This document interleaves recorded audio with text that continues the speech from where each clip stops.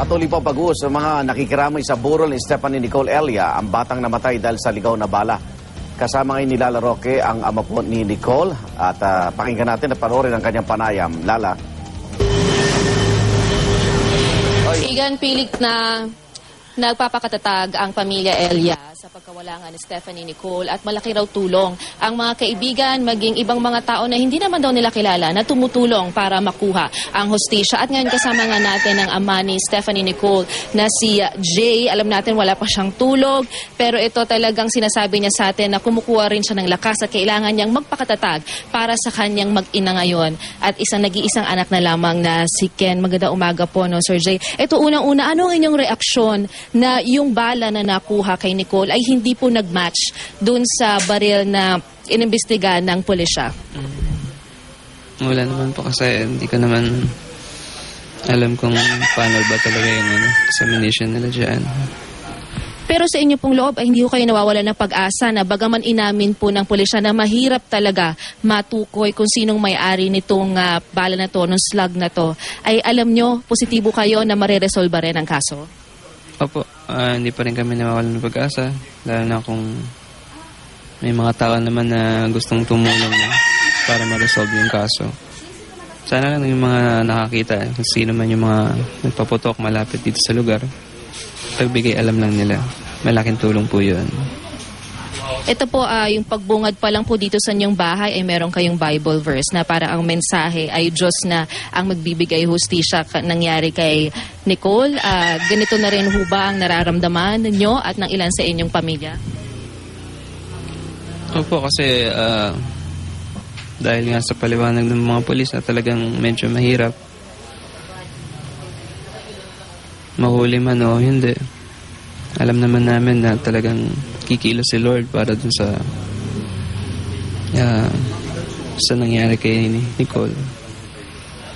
At alam mo ba, no, Jay, sa programa namin ni Igan kahapon, merong ibang mga pribadong tao na hindi na nagpapakilala na handang tumulong at magbigay ng pabuya, sarili nilang pera para maituro lamang kung sino talaga dapat ang maging suspect dito at mahuli talaga at mabigyang hustisya si Nicole. Opo, ma'am, na balitaan ko ngayon at marami pong salamat sa kanila. Malaking tulong po yun. Ito lang kung mamarapatin mo, Jay, alam natin na hindi nyo pa masyadong maipaliwanag kay Ken, 5 taong gulang lamang na kapatid ni Nicole. Kamusta na po ang inyong anak at paano niya tinatanggap ang mga pangyayari? Hindi ko nga alam, ma'am, kung paano ko siya tutulungan. Hindi ko alam kung kailangan ng psychiatrist para lang Kasi hanggang ngayon feeling ko hindi pa rin niya tanggap na wala na ang ate niya. Hanggang ngayon ayaw pa rin niya tignan yung ate niya sa loob ng kabahong. So ano pong pagkakaalam ni Ken ngayon? May nakukwento na parang sinasabi niya may sakit lang, nasa ospital pa lang. Hindi ho siya lumalabas dito sa kwarto ng inyong bahay? Sabi po nung mama niya, saka ng tita niya, ang sinasabi daw ni Ken na nasa ospital lang si ate niya.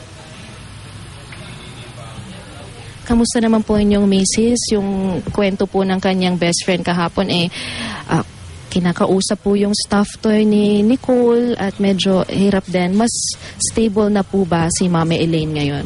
Opo, mas okay na naman siya ngayon. Okay naman yung nag-ano sa kanya na kung sakaling malungkot siya, yakapin lang niya yung mga stuffed toy ni Nicole. Kausapin si Nicole dahil alam ko na rin lang si Nicole, naririnig siya. Kaysa iiyak na lang siya basta dyan sa isang tabi. Panghuli na lamang bago po natin, baka meron pang mga magtatanong sa studio. Meron ho ba kayong aral na natutunan ngayon dito sa nangyari sa inyong pamilya? Hindi ko alam kung anong aral lang kasi talagang bigla kami. Sana hindi kami yung sana yung ibang taong may hawak ng baril ang meron ako ang aral. Maraming salamat po, Sir Jay Elia po ang ama ni Stephanie Nicole.